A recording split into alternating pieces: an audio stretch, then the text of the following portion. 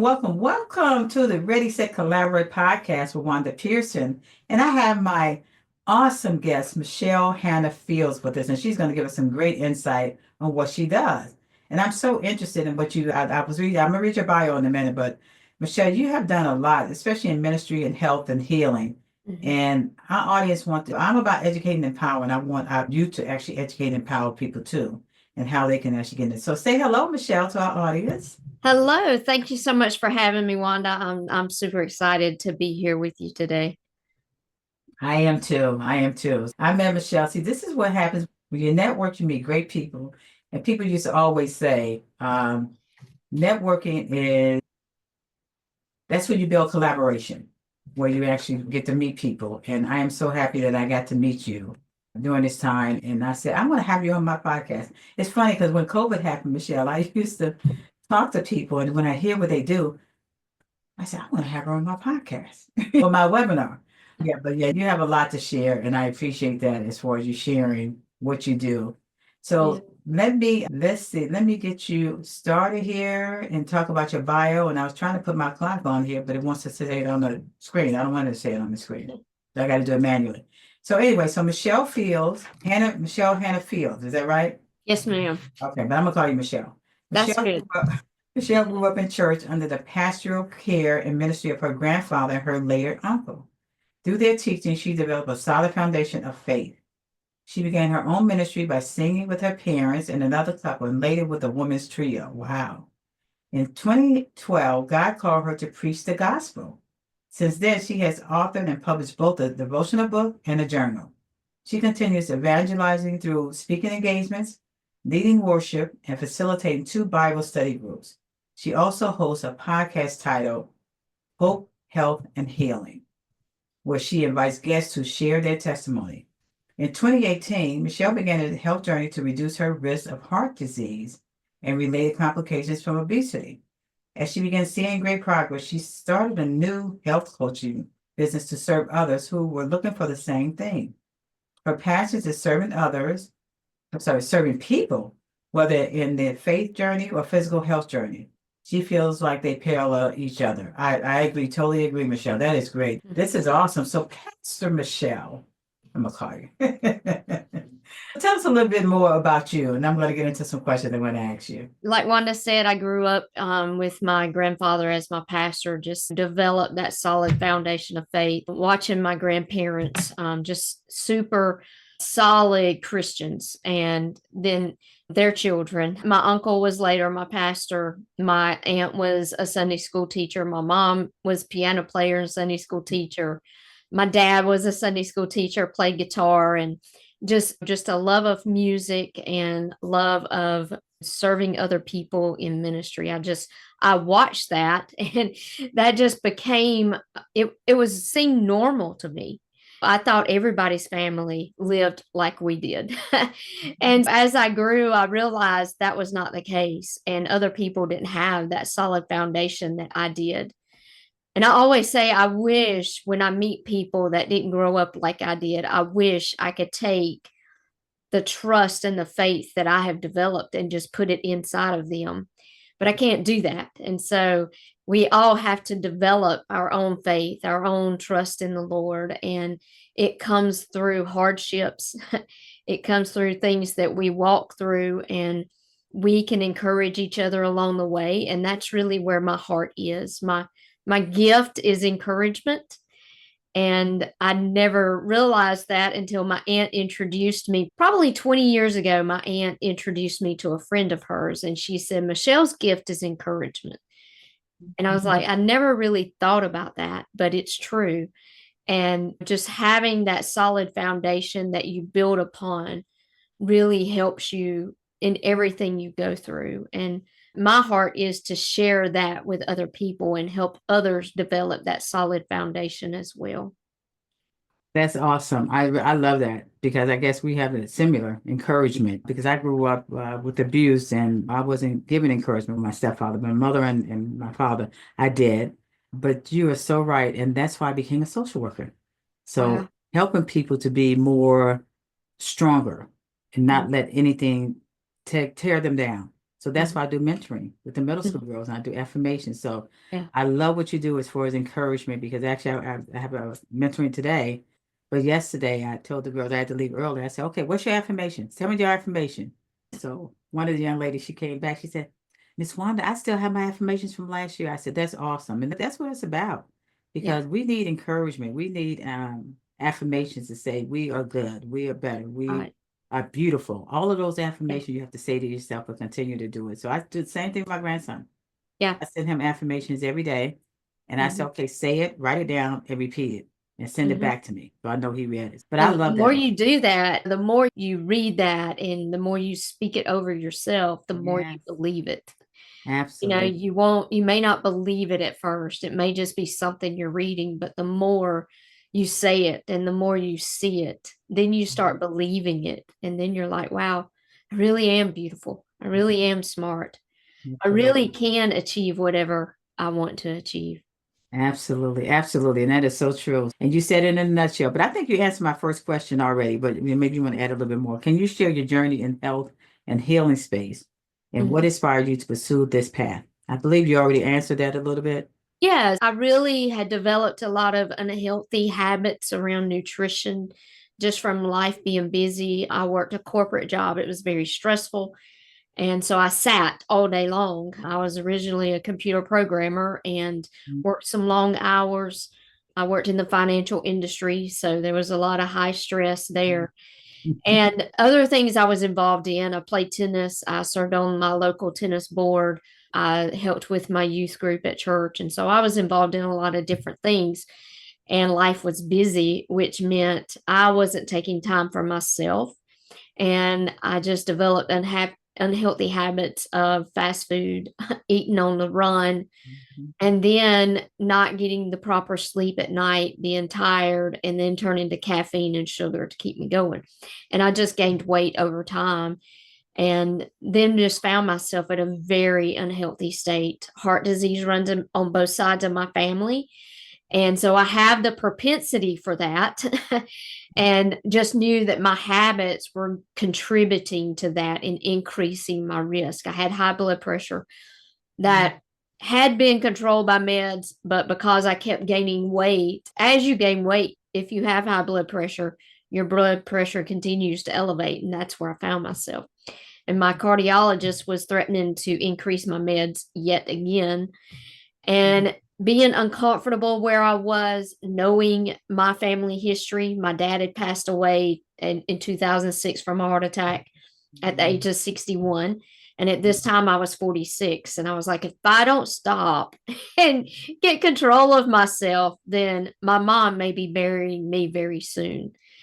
So that was really what prompted me to go on my journey. And I had watched my best friend, who actually is my personal health coach, I'd watched her on her own journey and been inspired by her and decided, God, I don't, and that's where I found myself. God, I don't know what to do. And help me. I know I got myself into this mess, but I would really appreciate you helping me get out of it. And isn't that the way he does with it? We find ourselves in these messes and we're like, God, I need you to bail me out. I feel like he brought me to this place and I saw results pretty quickly. I started getting more energy. I wasn't as winded walking to my desk every day and just saw my health improving and knew that with my heart to serve others that I believed everybody should feel as good as I was feeling. And that prompted me just to help other people. And so I began helping those closest to me and they began seeing results. And then I realized this became a new passion. Not only was I passionate about sharing my faith with people, I was passionate about sharing health. And so it just blossomed from there. I worked my corporate job for 3 years and did my health coaching business on the side. And then I was able to leave that corporate job and just focus on ministry, whether it was my faith based ministry or my health ministry. And that's what I've been doing. That's awesome. That's awesome. And I can listen, I can relate to what you're saying here. Yeah. Because it is, I realize me too, working in corporate and then me doing podcasts. And so you sit down, you eat the right things. Yeah. And I said, okay, God, I have to get myself together. because the Mhm. same thing, my father died, but he died of dementia. And I knew I had to keep my mind going because I saw what he was doing, but I also had to keep my body going. And it runs in my family. High Mhm. blood pressure, high cholesterol, all of those things run in my family. So I knew I had to, and I tell you, I pray every day, okay, Lord, tell me what I'm supposed to do today. Yeah, So yeah, but no, it really is him giving us the grace and mercy to be able to turn our lives around to do what is best for us to live right. a long life. Because I have grandchildren Yeah. and I have two daughters. I want to make sure that I leave that legacy to be Mhm. able to do. And I'm very active, so they call me Nana. So they know Nana's going to do stuff with them, Yeah. and I got to be able to do stuff with them. And Mhm. it's just been it's a journey. Like you said, it's a Yeah, journey. It's still a it is. journey. You never arrive. You just have to keep improving, getting 1% better every day. That's the goal. Exactly, exactly. So let's talk about health and wellness that what we're talking about. So what role does your mindset play in the overall well-being and recovery? Oh yeah, your mindset is just key, and that's one of the things that we do is help people with mindset too. We help with nutrition and mindset because if you don't change your mindset around your nutrition and your life, like you're going to go back to those old habits. Mhm, And so you have to change that. And then just really even looking inside yourself when you have those moments that maybe you fall back into those old habits, think about why did I do that? What triggered that? Was that an emotional response? Was it a stress response? Was it just because that was a habit and I just fell back into that habit? mhm, And so it's your mindset is really a key player. You have to have your mind made up to even start. And I'll have people come to me and where are you on a scale of 1 to 10? If you're not a 7 to a 10 in changing your life, mhm, then you need to come back to me when you're a 7. mhm, Because if your mind isn't made up that you want to change the way you live, then your effort's going to be futile because you're going to you're not going to succeed like you want. You're going to have speed bumps all along your journey. And if your mind's not made up, then you're not going to get over that speed bump. You're going to go backwards. So your mindset really does play one of the biggest parts in everything. Absolutely, absolutely. And I would be telling my husband that I'm trying Yeah. to get him on a road to recovery as Yeah. far as mindset. You don't Yeah. go down at night and go make a sandwich when you just ate. So Yeah. yeah, those are the things. But I look at him and myself and I said, yeah, we're gonna have to start walking more, get back into it. So today I actually this year I put it my they said New Year's resolution. Mine was to get into exercise more. So every Wednesday I go to Kaiser and I do my exercise class. Mm-hmm. So I just really try to because I'm working and even like doing podcasts, I'm still sitting and doing Right. work. I'm still sitting. So I try to do something that I can do that's more energetic, like going up and Right. down the stairs and walking Mhm. and stuff. But yeah, you put it in a nutshell as far as that. What are some of the biggest obstacles people face when trying to improve their health and how they can overcome them? Yeah, I think really just identifying triggers. What is a trigger for you? If you're an emotional eater, what's a trigger that triggers that? And then changing one thing. So, a lot of times we turn to food for comfort, we turn to food for emotions. And when you have those triggers, already have a plan. I'm not going to turn to the food. I am going to think of a scripture and or I'm going to read a chapter in the Bible or a friend of mine says what she started doing was taking a walk outside around her house and doing something like that because your brain is a very powerful thing and realizing like the patterns you have, they can be changed. Your brain is so powerful that you can change. So if you think about a truck going down a country road and it's going down the same path every day, it's going to wear a rut in that road. That's the same with your brain. If you have an emotional response to and it's food you turn to, next time you have that same emotional kind of problem or stress, it's going to go that same path to that food. The more times you do that, the deeper that rut goes. but it may take work to get out of that. But when you make a plan and you're like, okay, next time I have this situation, I'm going to take 10 deep breaths. I'm going to walk around my house. I'm going to read a scripture, whatever it is for you. It's going to be hard to make that shift. But each time you make that shift, you're going to change to where your vehicle, your body, your mind no longer goes to that old path, it goes to the new one.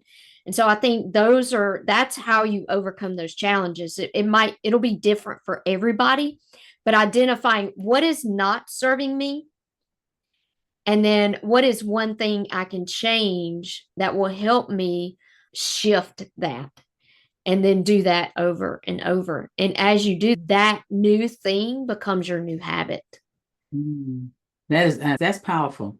That's an awesome tip that you just gave there, and I appreciate that. So let me ask you something. Have you worked with clients or patients who experience major transformation?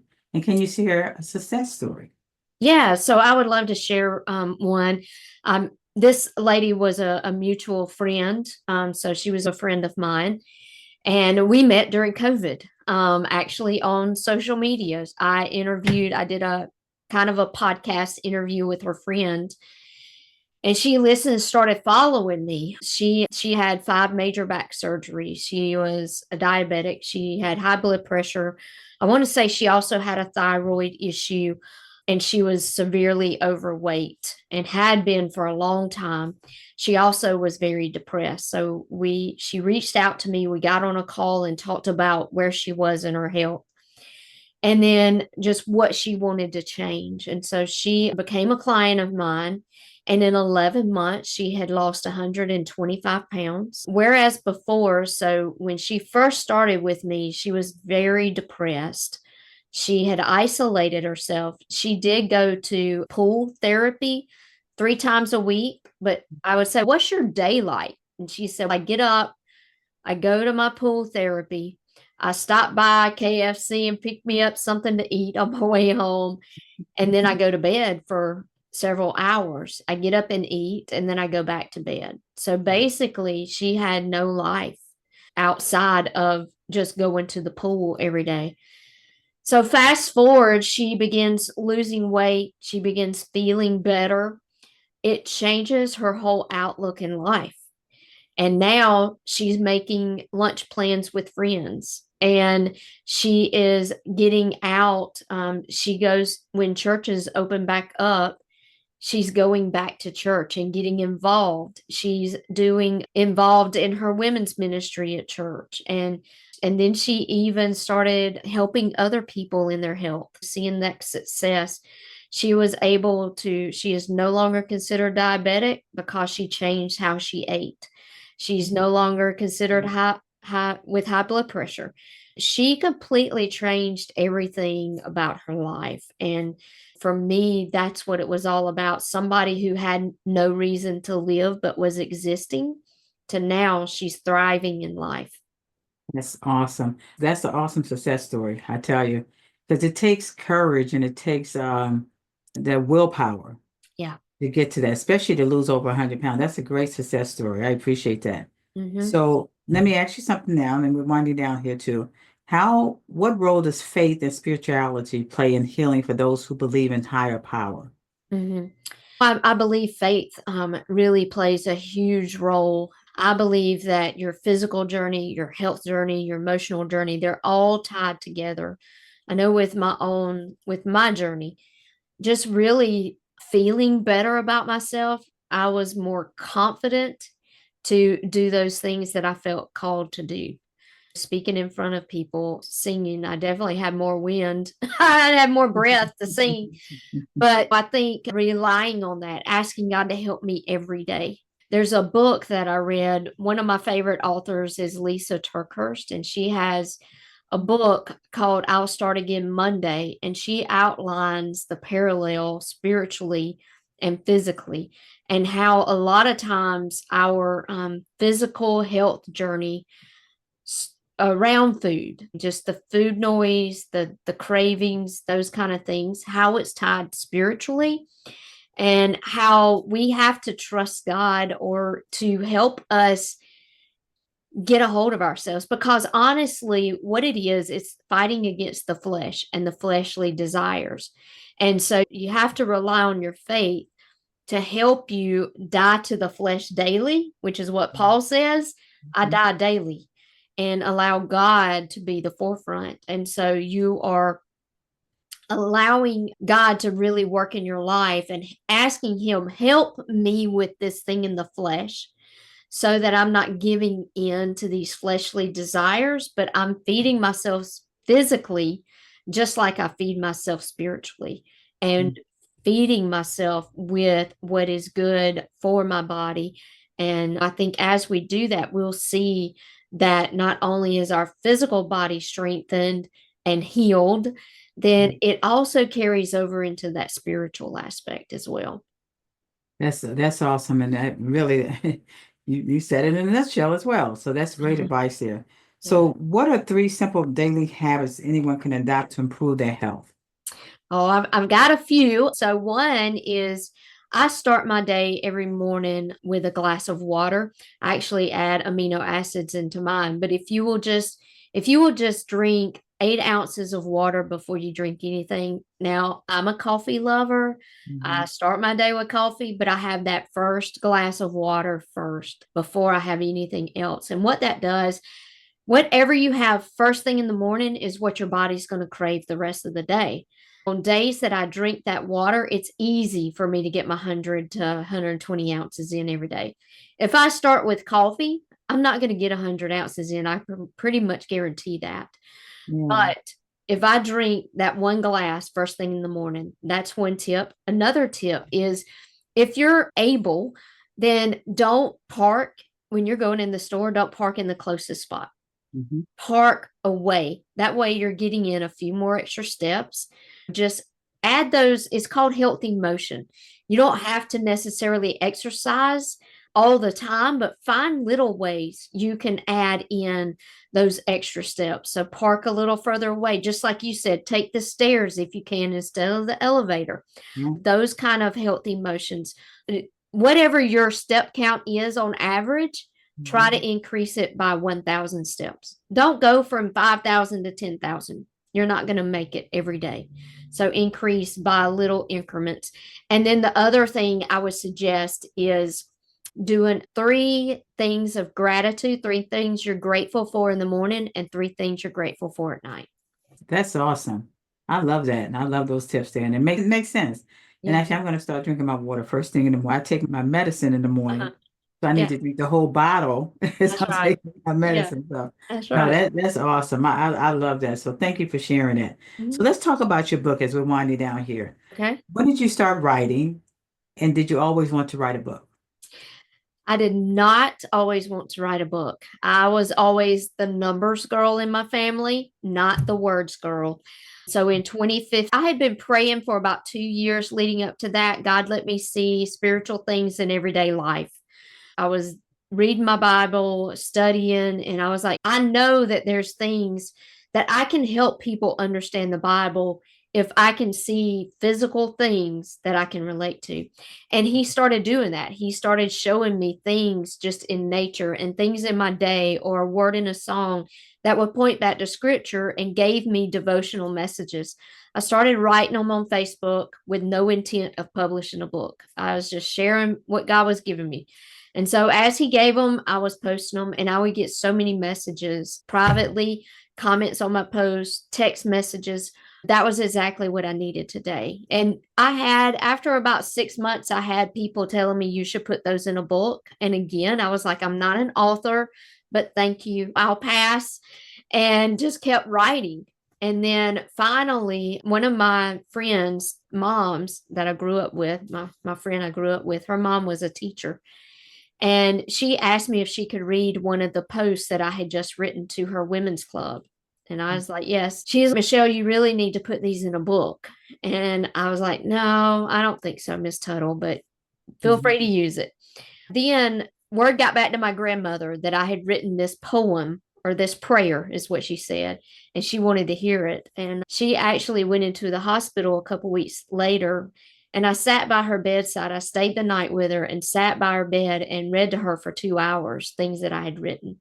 Mhm. And she had been in ministry for 50, 60 years. And she said, Michelle, I've been in ministry a long time and I've read a lot of books, but I've never heard anything like this. And people need to hear what you have to say. You should write a book. I was like, that's my grandmother. No, she's supposed to tell me those kind of things. Yeah. But it was 2 months later that I felt led to actually pursue putting them in a book. So I got that process started and pulled everything I had written and got it in a book and published it. We Awesome. published in 2016. Now, what's the name of your book? It's Reflections of God's Grace. Awesome. And where can the people get your book? So they can find it on Amazon. They can also go to my website, michellehannahministries.com, Mhm. and they can find it there as well. Oh, awesome. I'm going to have that in the show notes anyway, but Okay. definitely your Amazon. Send me that so I can put that in the I show will. notes as Sure well. will. Yeah, and I have a copy of your book. So this is great. But I want to tell you just a quick story here, and I know we got to get off. I said I would never write a book. So people kept telling me, Wanda, you need to share your story. I said, no, I'm never going to write. So then one of my clients said, Wanda, and she's a minister. She said, Wanda, God told me to call you. I said, what did God say? He wanted me to be part of this collaboration book. Mhm. So because I remember I said I would never write a book. So I said, okay, I'm not going to disobey God. So I, I got it out there. So that was a collaboration. And then Uh-huh. I was asked to be in another collaboration. So the next time they were writing part two, I said, no, I'm going to write my own book because my friends kept saying, Wanda, you need to write your own book. Yeah. So I had my editor, when she started, she said, you need to get this out just like you. You need to get this out to people. And what I did, just like you, I had a journal after each chapter Mhm. because I wanted people to say, don't get stuck where you are. You can get out of the situations. But yeah, we're on the same wavelength here as far as Yeah, that. So for sure. Yeah. that is awesome. So I appreciate. So what are your future plans? So I will be having a second and a third book coming out at some point. I'm working on that second one now. I have enough content. It's just a matter of pulling it all in and getting it published. So I Yeah. have that going on. And then as far as, so I'm president of USTA Georgia right now. So I'm involved heavily in our tennis association, working on that. Have a couple of things up my sleeve for that I'm pretty excited about that maybe I can share later. And then just as far as ministry, just available for speaking engagements. I love speaking at women's groups, preaching at different churches. I have my podcast, Hope, Health, and Healing. Yeah. Currently getting some new episodes out for that and looking for other people to interview just like you. It's been fun. I thought when I started doing that, just I made a list and quickly I had 50 people that I wanted to interview. I know. And then God keeps bringing people across my path that have incredible stories. And so, just like you, this networking has just Mhm. brought so many more people across my path who have incredible stories that will encourage people. So, it's Yeah. been fun doing that. Something I never saw myself doing. I say God has a sense of humor. He can take the shyest, most introverted person and make them speak to people. Exactly. And that's what he did to me. Because I tell you, I said I would never write a book. And he said, oh, Yeah. yes, you are. Yeah. And I would never do a podcast. Oh, yes, you are. So yeah, Yeah. he does have a sense of humor, but Yes, he's he getting me does. out there. I was shy. And but you know what? This has got us out of our shyness because Yeah. we have the what do you call it? The spirit to Mm-hmm. be able to help other people. Yeah. And it may not be, they may not get it, but they get it later on. Yeah. But it's just something to share with people. And this is what God he shares. And I do inspirations every day. I send it out to my friends and family. So one of my marketing managers, she said, Wanda, you need to start putting this out on Facebook. I said, no, I'm just like you. I said, no, I don't want, but I do my affirmations on Facebook. Mm-hmm. But when God leads me, so I listen to the abide message. And I Yeah. take that abide message and actually put my own words to it, but then I find a Bible verse that edify what I'm talking about and Mm-hmm. send it out to my friends. Now my friends say, Wanda, I haven't heard from you. If I missed them, see, I haven't heard from you in a while. So You're I like, said, where have you been? yeah. So I have to do it today. Yeah. I have to put it out today after I finish Yeah. talking to you. But it's just, you have to think about what you're going to write. And it's just something that God is leading me to do. But that's us sharing what do you call it? His shepherd, like he sends out his shepherds to share the word. So it's just, and that's why we be blessed, Michelle. So you are definitely blessed, and I love having you on my Thank, podcast. It was just an inspiring to thank have you you so on much here. for inviting me. It was a Yeah, joy to be on. yeah. Thank you for having me. I'm going to have you on again because we're going to see your other books that you have. So Yeah. we're going to talk more. All But right. Perfect. Thank you for being on the Ready, Set, Collaborate podcast. Please make sure you follow, subscribe, because it's going to be on YouTube. I have YouTube as well. Subscribe and follow the podcast because we have so many guests, great guests, such as Michelle, that can actually share her story and share other people sharing their stories. So it's entrepreneurs as well as inspirational stories that we have to share. So thank you again, Michelle, for being on my podcast. Thank you, Wanda. Take care. Bye.